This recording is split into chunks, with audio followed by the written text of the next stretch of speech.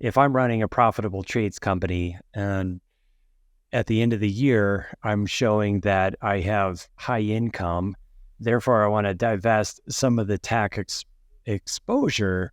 Like the typical play is for a contractor, go buy a new truck or a new tool, go buy the backhoe, put in an asset. And that's cool. That is probably, I'm testing this with you, Paden, like the strategy 101, and there's probably strategy 200, 300, 400, 500 level. Oh, sure.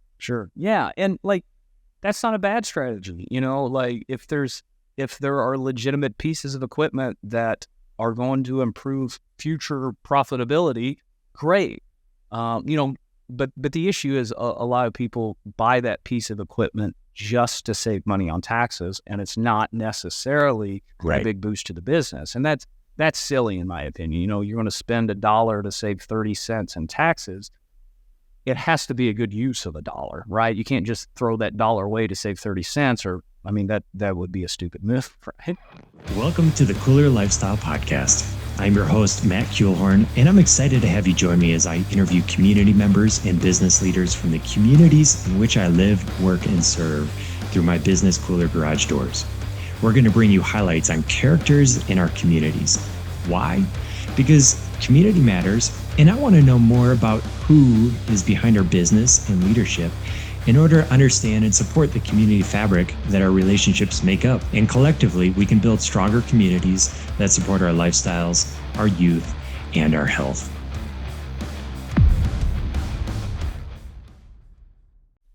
Ladies and gentlemen, welcome to the Kooler Lifestyle Podcast. I'm your host, Matt Kuehlhornis. Today, I am sitting down with a good friend, Paden Squires, who is one of the owners of WR Tax Planners, and he's also a fellow king as a mastermind affiliate with Gathering the Kings.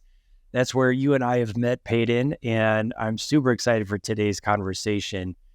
Just looking in your background, you've got your Bachelor's of Science, your MBA, all around business, accounting, numbers. You're a numbers guy. I am, at least that's the track I went down. If you actually look into some of the personality tests, maybe I'm not as detailed as maybe most accountants, but I am a numbers guy. Like the interesting thing is why I'm an accountant and work with numbers all the time. I'm actually more of a big picture guy. Like I like the strategy of like taxes and numbers and stuff, and not actually the numbers themselves. Yeah, no, I dig that. And I'm excited to explore some of that and extract some knowledge and information for our listeners. Before we get into some of this around taxes and strategy, just give a little context. Where did Paden grow up? Yeah, that's a great question. Paden is, you speak to myself in the third person. I grew up rural central Missouri, so tiny little towns. Grew up on the Missouri River, right in Missouri. I'm currently located in Columbia, where it's the town that has the University of Missouri. So I've lived in the general area of Columbia the vast majority of the life. But yeah, very rural. Right. Like I went to a very small Catholic grade school. From there, I went to a high school. I graduated with like 28 other people in my high school class. So very, very rural, very small. Yeah, that's tiny, man. And that's a lot of my background, for sure. Yeah. What was childhood like? Or was it like freedom, running through the woods, Huck Finn kind of style adventures? Yes and no. Both my grandparents certainly had farms, and I was out on the farms doing fishing in ponds and different things like that. But that really never was that attractive to me. Even as a young kid, I was really into sports more than even outdoors. But it's running around, like as a kid, it's interesting enough being a little bit older now, which is weird to say. I grew up in a single mom household, and like she was working a lot to provide for me and my sister. And man, I don't think anybody knew where I was at or what I was doing. Or, it was like I could have disappeared for days and almost maybe no one. Not that I don't have a good mother, but it was just like, it was a little different times for sure. No, I totally get it. I mean, people reference that as latchkey, right? And there's some truth to that. Like I was a latchkey kid. As soon as I got into small town Traverse City, Michigan, like I had freedom. Yeah, that was a crazy thing. I grew up in a small town and grew up on a street. There was 3 or 4 guys my age right there on the street. I mean, we'd run through creeks, ride bikes around, play a whole lot of basketball, and just get in a little bit of trouble occasionally doing some silly stuff. But it was kind of a safe environment to do that in though too. Yeah, it's interesting. Time shifts and. Yeah, I mean, some of it makes me think now, like as a parent, I'm like, man, I'd probably go to jail, like if I didn't know where my kids were running off or doing something that, it's just very different, just very different culture around that now, really in the United States. It's interesting. All right, well, track us forward. So growing up rural Missouri and you start getting into college age, how do you really land into the realm of business accounting? Like, what was the inspiration there, and what was the hook? Yeah, man, that's a great question. Like I've always been interested in money. That's kind of always been, I don't know, some sort of attraction to me. So I grew up, like I said earlier, in a single mom household, and while we weren't like the poorest people in the world or destitute or what have you, it was a perception of mine as a kid. Like we had certainly less than others. Like I said, millions of people had way worse experiences than I did, but it was still very real to me, right? So, growing up, I clearly remember a conversation of my grandma and mom having, and, my mom was basically the sole provider, and she lost her job. And I remember them clearly talking about that, having like conversations about what's going to happen. And it's weirdly enough, that's one memory that's really stuck with me. And I think out of that, I had never wanted to be poor.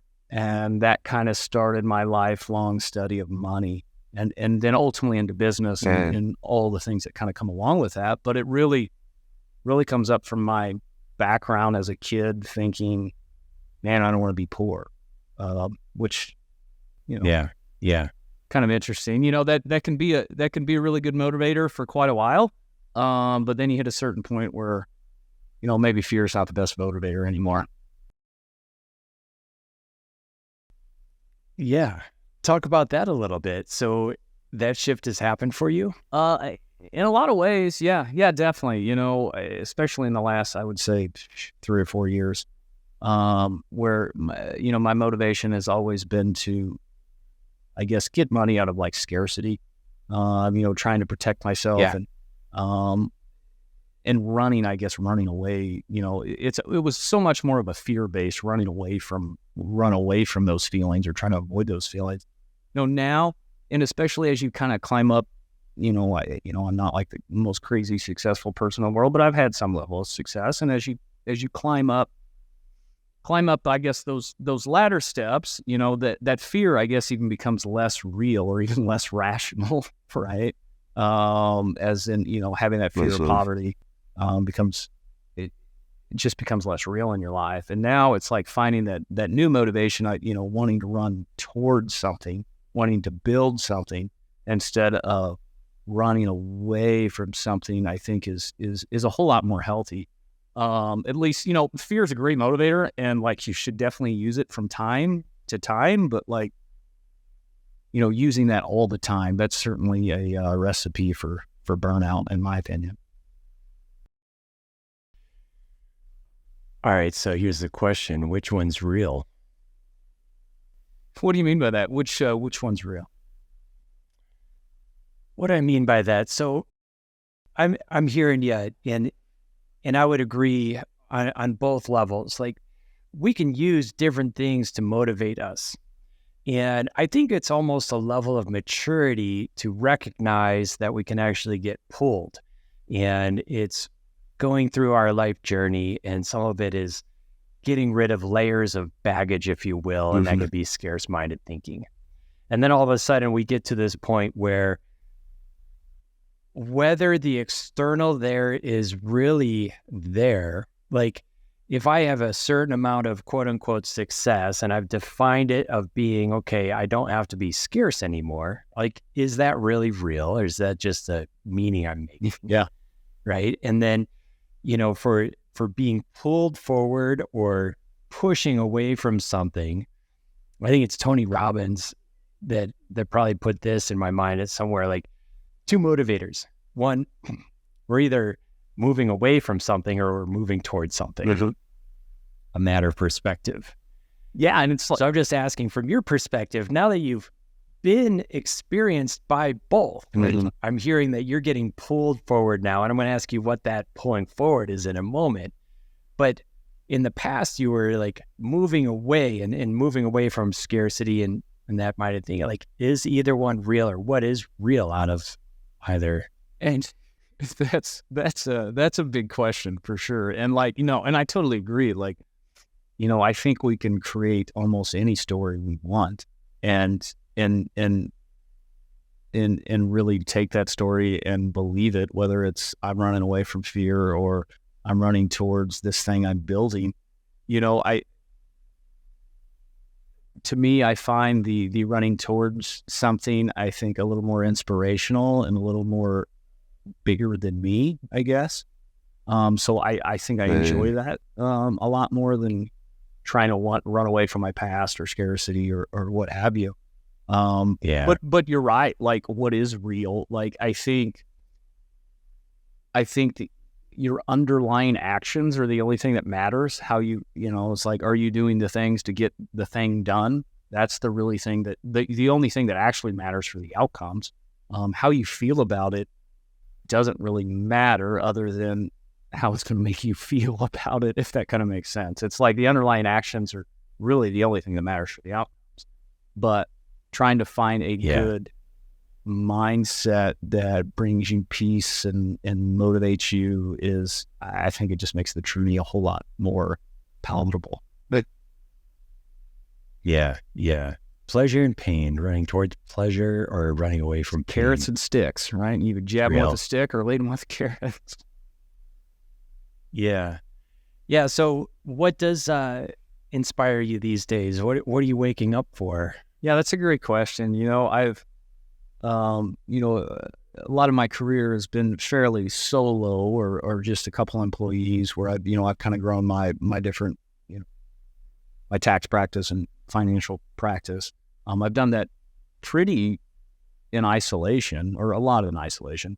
What really motivates me now is growing a team and being more of a leader of a team. I think I convinced myself earlier in my career that I wanted to work on solo and I was better by myself.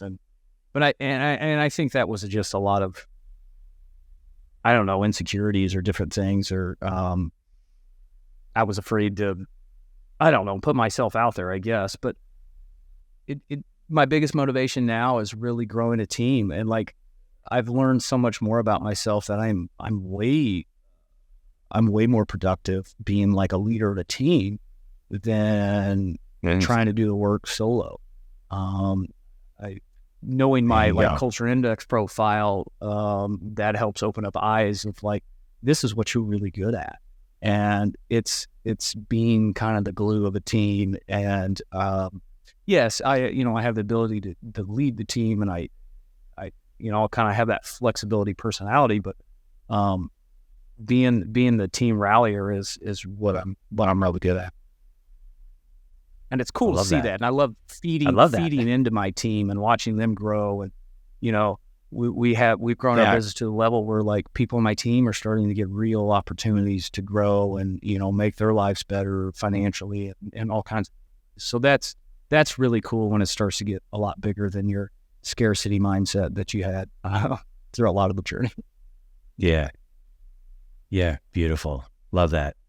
All right. So before I hit record, I told you I'd grill you on taxes. The truth is, Paden, I don't know a ton about taxes nor tax strategy yet to truly grill you, but let's try to get some nuggets out for listeners. I'm curious, like, open the conversation. What do most small business owners maybe not know maybe not even recognize or be aware of when it comes to taxes. Like, just to put this in context too, I'd love to dispel a little bit of a myth. Like, I think taxes in and of itself could be like this loaded stigma type of word. Like, it's dirty. Like, we don't like paying taxes. Yeah. It's part of the game. Let's just look at it as part of the game. There's strategies in the game. Mm-hmm. What do most people don't even recognize? What's some low-hanging stuff? Yeah, I think drop. The biggest thing I would point out, and it's a real problem with the industry in general for a myriad of reasons, but there's a huge difference between tax preparation and tax planning. You can have a tax preparer and then you can have a tax planner. Those are two totally different roles. The industry has so much issues because there's not enough CPAs, there's not enough accountants. Way more are retiring every year than are getting produced, and things are getting less complicated when it comes to regulation compliance. So almost every every firm in this country is way overloaded with compliance work and has zero time and flexibility to actually proactively plan right with their clients. When I go back to the difference between tax preparation and tax planning, tax preparation is like compliance work. Yes, you got to fill out the paperwork and give it to the government. But there's what value is there in that for the business owner? Yes, you've complied. That's great. Check the box. But the actual value that a good accountant can bring you is the proactive strategy of making the moves before it's too late, right? The typical experience with like an accountant is, here's all my paperwork. We have zero conversation. After I prep the taxes, you give it back to you, and I tell you how much you owe. And that is like the entire experience. And people get frustrated with that because they're looking for that proactive person, but it's just not possible in the industry. And things got to change. Right, and different models have to be built because that doesn't really help people that much. Well, what's available when we start getting into real planning? What are some of the benefits? Yeah, I mean, it's just optimizing, it's really just optimizing your situation. You have the ability to kind of order your affairs in the most tax efficient in the way that makes the most sense for you and your business. I mean, you have the right to do that.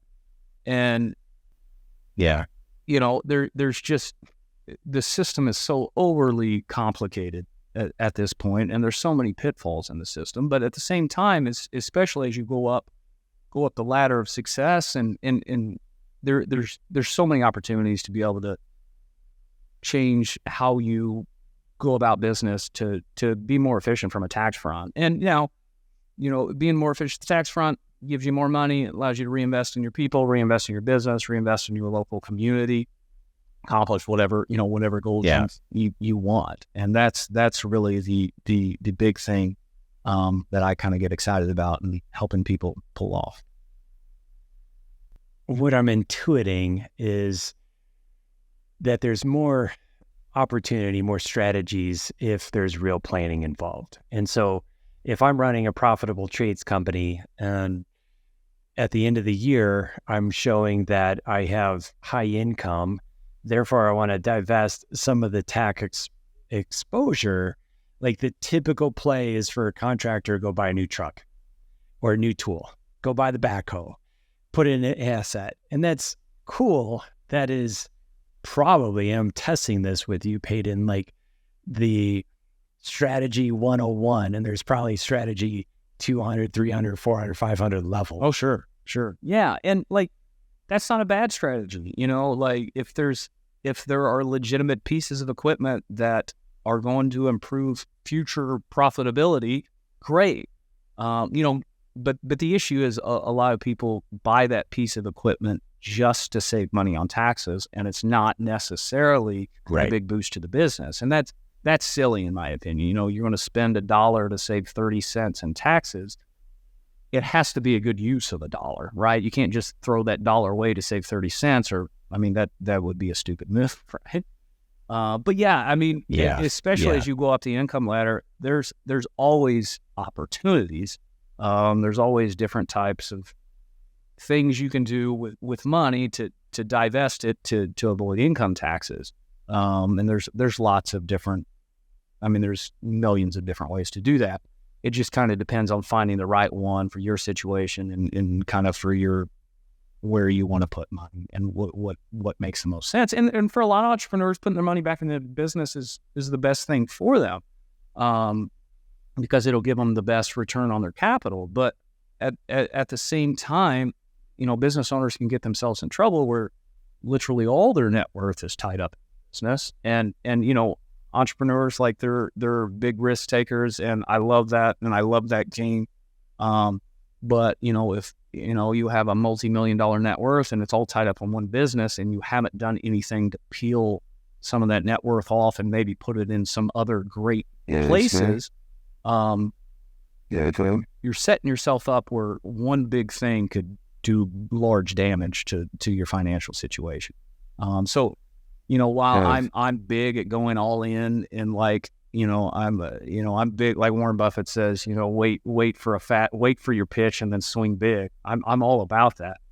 There's also, you can do that and still also diversify to some degree, which I think that's a bit more optimal situation. If anything, just brings the risk level down a little bit, in my opinion. Yeah.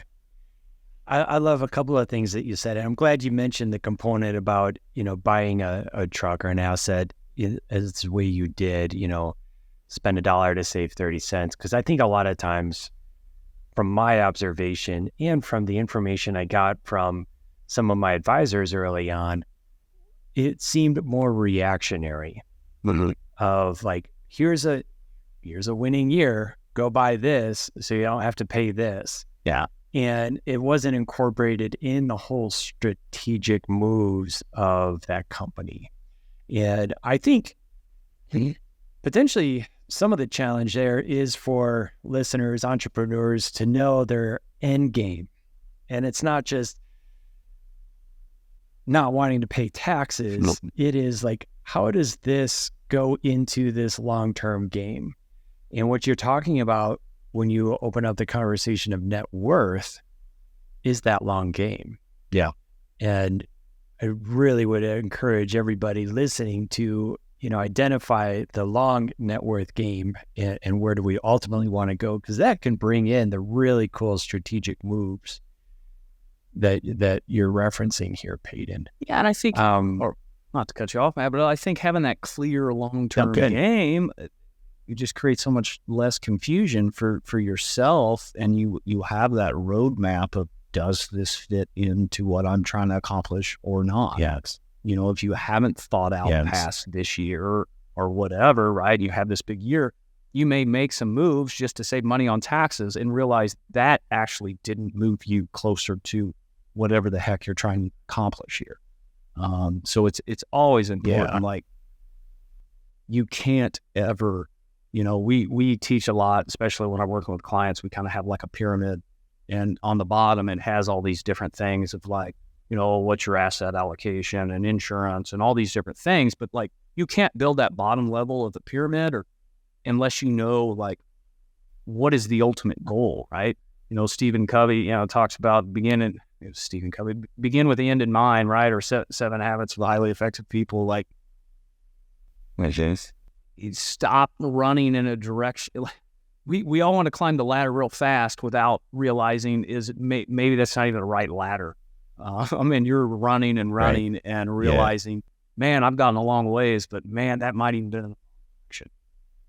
So it's really interesting, and it's really hard to get off track. It's really easy to get off track and distracted by stuff if you really don't have that North Star. And I'm as guilty as ever. And most entrepreneurs fall into that trap. We get all excited about the next shiny thing. But maybe that's the complete opposite of what you actually want. Could be a great opportunity, but it's not what you want to be. Right. All right, I've got two burning questions, and we'll start putting bow ties on the conversation. When you talk about net worth, building net worth. What are some of your, I don't know if it's safe to say, like favorite strategies for building net worth? What are some of the components that maybe just agitate some of the listeners into being like, oh, yeah, I've never really thought about that. Yeah. I mean, and, I might be charging on my business. Yeah. I mean, and it's, any specific type of, strategy or whatever, obviously is very personal and, something that, you need to get personal advice for. But what I would say the overarching concept is, what you track and measure grows. So if you don't know what your net worth is, and you don't track it, that's the number one place to begin. You need, if that's important to you, and it, maybe it's not, but if it is, tracking it and measuring it in a consistent fashion, that alone is probably going to trick you into growing it. All things being equal, right? Yes. Because you're going to want to see that number grow, and it's constantly in front of you. So you'll subconsciously start making decisions to make that number better. Is what I would say. Yeah, beautiful. And I know that we'll share your contact here in just a minute, but for folks that are listening, whether they're wherever they're at, how do we go about finding a tax planner? You mentioned that the system's clogged in with compliance, and how might we sift through that and find a planner? It's extremely tough, and this is a problem I'm currently trying to solve, and trying to position my firm into solving that problem. And we're almost there. We've got a lot of pieces in place, but it from a nationwide perspective, it's really tough. What I would challenge people is, yes, you got to get your taxes done, but you need to look for a proactive type of advisor or consultant for your business, one that's well versed in taxes that can help you. But at the same time, you're gonna have to pay for that, right? It's not, if you're used to paying a few $100 for somebody to do your taxes, that's great, but don't expect to get great advice on top of that, right? You're just not. You're paying for tax preparation. You're not paying for, this high level advice. So it's, man, there's some good ones out there. They're few and far between, but I would be looking for people speaking about tax planning and not necessarily, look at their marketing, see if they're speaking about tax planning, and then see if they've actually done that. If there's actually people that can say, yes, they've actually tax planned for me and are proactive people. So it's just it's tough. You sift through a lot of it, and they're few and far between, but the good ones are going to bring you more value than they cost.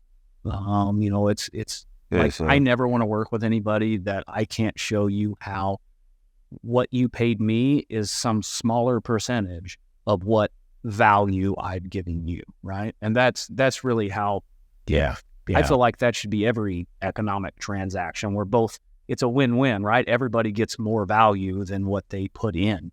And that's kind of what makes the world go around. But yeah, I would just look for people that are speaking about tax planning, and then try to confirm that that's what I would say. Yeah, take that. No, that's good, man. How do folks interested in learning from you, working with you, connecting with you, get in touch with you? Yeah, so I would say the best place, I'm on a lot of social media platforms, and it's really just kind of a personal brand page. So you just search Paden Squires, Paden Squires. You'll find me Facebook, TikTok, Instagram, all those cool places. Recently launched the podcast Behind Their Success, and getting that up and going. We're having some cool conversations with entrepreneurs. So that's really cool and exciting. I'm really excited about that. But yeah, just search for my name on the internet. You're gonna find me. I'd say just follow me on something and connect. We really try to share a lot of just kind of good tips and practical things, especially for people that really have no idea what they're doing. Just kind of some real practical little steps that can start getting you in the right direction. Beautiful, man. I'm sure that listeners will be reaching out. I'm going to encourage listeners to reach out. I'm going to stay connected with you. I'm excited to learn from you and follow your journey. And man, I just appreciate you. I appreciate how you show up in life, and thanks for this conversation. Absolutely, Matt, buddy. I appreciate you, man. Getting to know you has been awesome. You know, knowing your heart and how much you care, man. It's awesome to watch. Yeah, here. Appreciate that. Paden, we'll talk soon. Thanks, Matt.